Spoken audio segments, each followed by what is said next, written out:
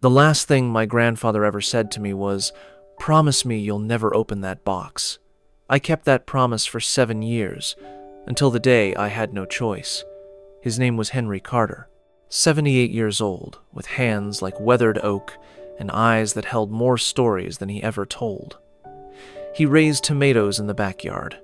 He drank his coffee black at 5 in the morning. He called me kid, even when I was 20 years old, sitting across from him at the kitchen table, watching him wrap a small wooden box in brown paper like it was something ordinary. It wasn't ordinary. I could feel that even then. The box was dark walnut, maybe 8 inches long, 4 inches wide. A small brass lock on the front. No markings, no label.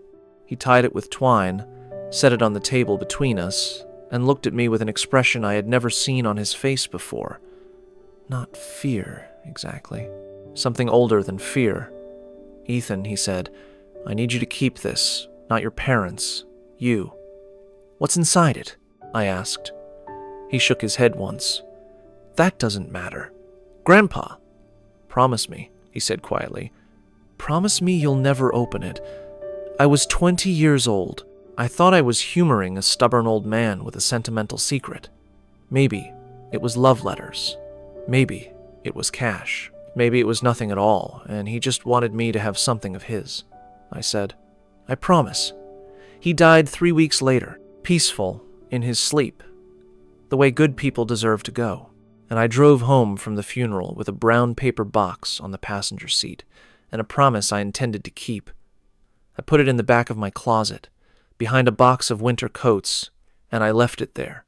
For 7 years. I'm 27 now. I live alone in a 1-bedroom apartment in the same city I grew up in. I work as a junior archivist at the public library, which, if you knew what I was about to uncover, you'd call ironic. I spend my days cataloging old documents, preserving old photographs, filing away the evidence of lives that other people have forgotten. I had forgotten about the box, or at least I had learned to ignore it the way you learn to ignore a scar. You know it's there, you just stop looking. Then, in February, my mother called me to say she was clearing out my grandfather's old house. The estate had finally been settled. She needed help going through the last of his belongings. I spent a Saturday afternoon in his basement, sorting through old furniture, stacked magazines, cardboard boxes full of the quiet accumulation of a long life. My mother was upstairs. My father was pulling things out to the curb. That's when I found the photograph. It was tucked inside an old hardcover book on the basement shelf, a history of the Korean War, spine cracked from use. The photo slipped out when I lifted the book, black and white. 2 young men standing in front of what looked like a government building. My grandfather on the left, maybe 30 years old, in a dark suit. I recognized him immediately, even that young. The man on the right was no one I had ever seen before. They were both smiling. But it wasn't the smile of strangers. It was the smile of men who shared something that nobody else in the room would understand. On the back of the photograph, in my grandfather's handwriting, RM 1971, 2 initials, a year, nothing else. I slipped the photograph into my jacket pocket. I didn't tell my mother. I don't know why. I just knew, the way you sometimes know things before you can explain them, that this photograph and that box were connected, and that whatever the connection was, it wasn't meant for a casual afternoon conversation. That night, I pulled the box out of my closet for the first time in 7 years. It was exactly as I remembered. Dark walnut, brass lock, twine still tied around it. I sat on my bedroom floor and held it in my hands and thought about the look on my grandfather's face the day he gave it to me. I put it back. I went to bed. I didn't sleep. The break-in happened 4 days later. I came home from work to find my front door unlocked. I always lock it muscle memory, 2 turns of the key every single time. The door swung open under my hand, and I stood in the hallway and felt the air in my apartment was different, rearranged. Nothing was taken. My laptop was on the desk.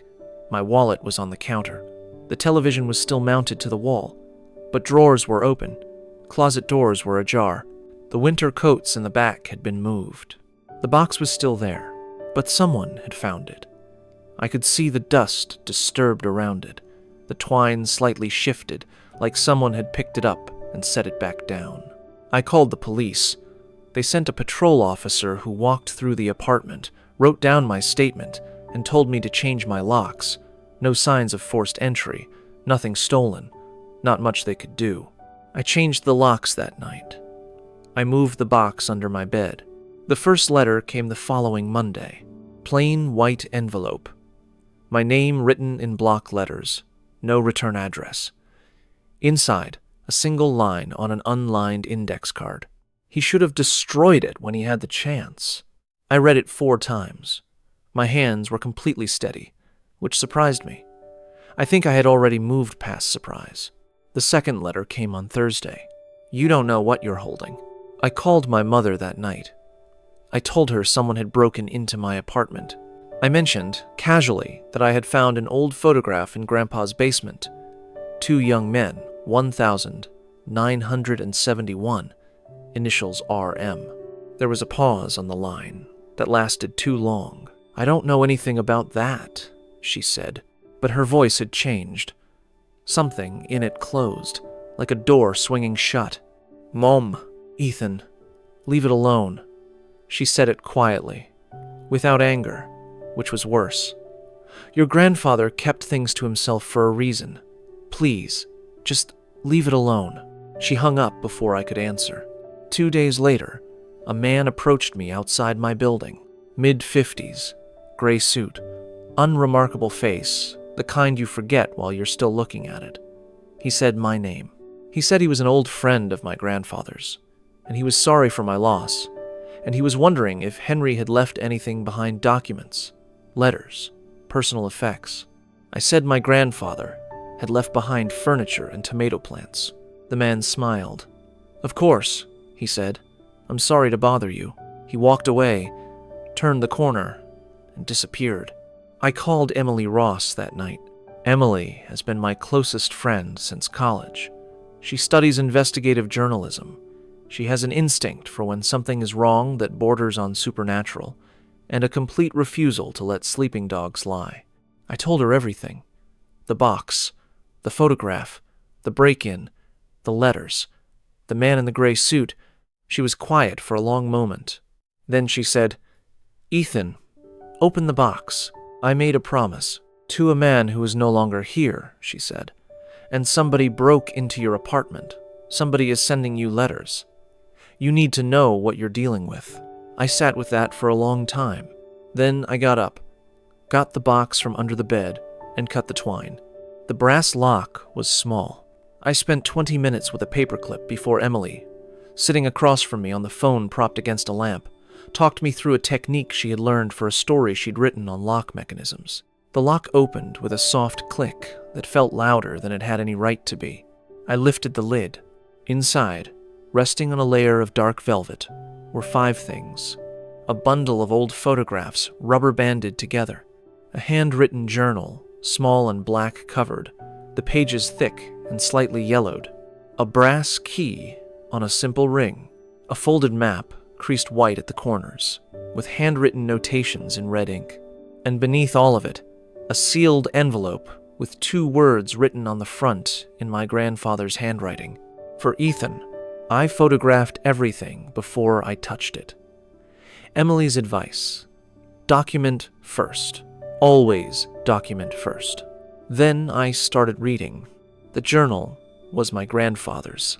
It began in 1969, when he was 30 years old, working for a private land development company in the city.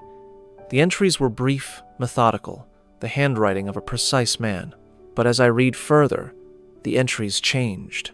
The handwriting got smaller, more careful. By 1971, he was writing about a man named Robert Marsh. Amy.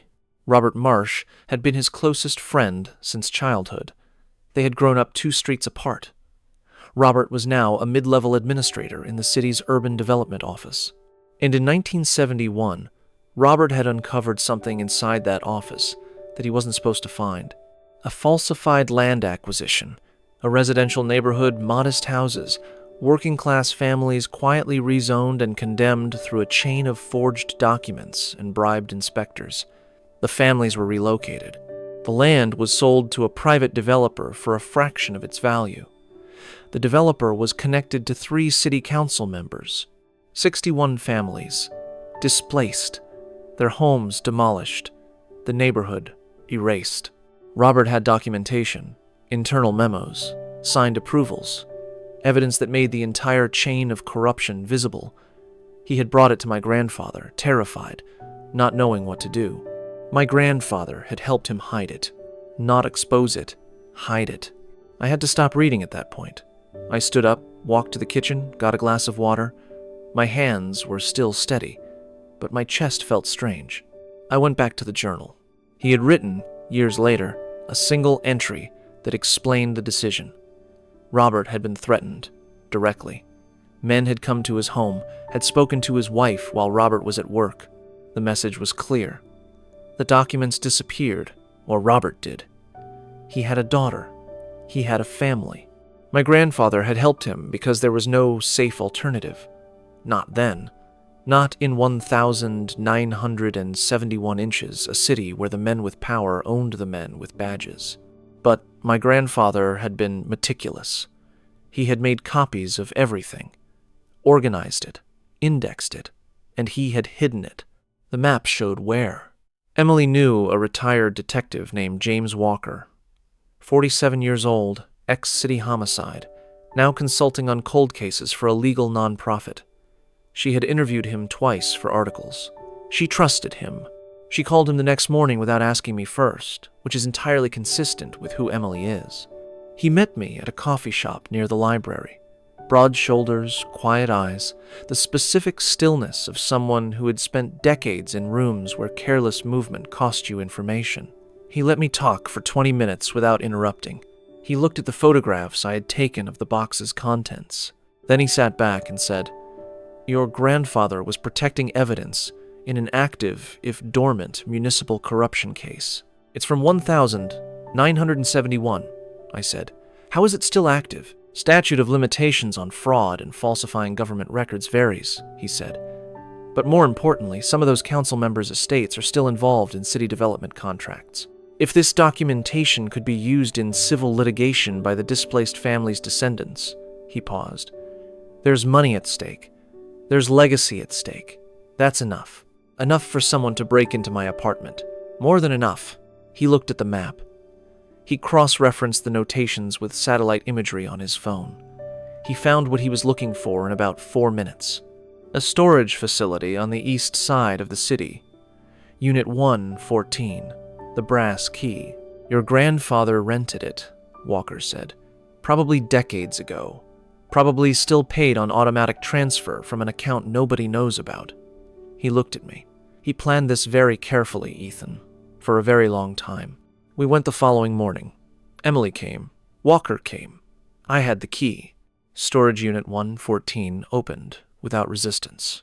Inside, filing boxes, neatly labeled, stacked floor to ceiling, decades of organized documentation, original memos, original signed approvals, photographs of the demolished neighborhood, a list of 61 family names, and in the front box, labeled Current, a separate folder. Inside the folder, Surveillance, Recent, printed pages with names, dates, financial records. Someone had continued updating this file. Not my grandfather. He had been ill for 2 years before he died. Someone else who knew about this place. Walker picked up a loose sheet and went very still. "What?" I said. He turned it toward me. It was a property record, a building permit, current year, a new development project on a parcel of land on the south side of the city. The permit was issued to a holding company. Walker knew the holding company. He knew who was behind it. The same family name as one of the original council members from 1971. "They're doing it again," Emily said softly. Walker was already on his phone. That night, alone in my apartment, I opened the sealed envelope. My grandfather's handwriting. 4 pages, small and steady. He began by saying he was sorry, not for keeping the secret, for the weight he had placed on me by making me keep it without explanation. He wrote that he had watched me grow up and had known by the time I was in my 20s that I had his stubbornness and his conscience. He wrote that he had trusted me with the box, not because he wanted me to open it, but because he knew that if the time ever came when it needed to be opened, I would be the one who would do what was right with what was inside. He wrote about Robert Marsh. He wrote about 1,971, with a grief that moved across every sentence. He had never forgiven himself for choosing safety over justice. He had spent decades preparing the alternative gathering, updating, preserving so that the choice he made in fear might eventually be corrected by someone with the distance and the standing to correct it. He wrote, "If you are reading this, it means they came looking. It means the secret is no longer safe in silence. I never told you what was in the box because I needed your promise to be genuine. If you had known, you might have been drawn in too soon, before you were ready, before the time was right. The warning was never about the box. It was about who would come looking for it the moment you opened it. By the time you read this, they already know. Which means you need to move fast." He had included a name, a lawyer, a specific attorney who had agreed years ago to receive the documentation on behalf of the displaced family's descendants. He had planned everything. He had been planning it since before I was born. I sat on my bedroom floor and pressed my back against the bed and held those 4 pages against my chest, and I cried in a way I hadn't cried since the funeral. Not from grief, exactly. From something harder to name. From finally understanding the man I thought I already knew. Walker moved quickly. The documentation from the storage unit went to the attorney my grandfather had named. It went to a journalist Emily trusted. It went to the state attorney general's office through a formal whistleblower filing that Walker helped structure. Within 6 weeks, the new development permit was suspended pending investigation. Within 3 months, 3 executives connected to the holding company were under formal inquiry. The original 1,971 fraud was reopened as a civil matter by a descendant rights organization using my grandfather's documentation as its foundation. It wasn't a dramatic courtroom confrontation. It wasn't a single moment of public reckoning. Real justice is slower and quieter and less satisfying than the movies tell you. But it moved. It was moving. After 50 years, it was finally moving. The man in the gray suit never approached me again. The letters stopped. My mother called me. She cried. She told me she had known vaguely for years that her father carried something heavy, that she had been afraid of what it was, that she was sorry she had told me to leave it alone. I told her he had handled it. He had handled all of it. She cried harder. I keep the box on my bookshelf now. Empty, unlocked, lid open. I look at it sometimes when I'm working at my desk, the dark walnut, the small brass lock, the velvet interior that held 50 years of one man's conscience. People ask me what it's like, knowing what I know now. Knowing that my grandfather spent his whole life quietly building toward a moment he wasn't sure would ever come. Knowing he gave me the box, not because he trusted me with the secret, but because he trusted me with the responsibility of deciding what to do with it. I tell them it's the heaviest thing I've ever held. And I tell them that I understand now why he said never open it. Because he wasn't warning me away from the truth. He was warning me that the truth had weight. That once I picked it up, I would have to carry it somewhere. That there was no setting it back down. He was right. But here's what I've come to believe. Standing on the other side of everything that year broke open and rebuilt. Some promises are made to be kept.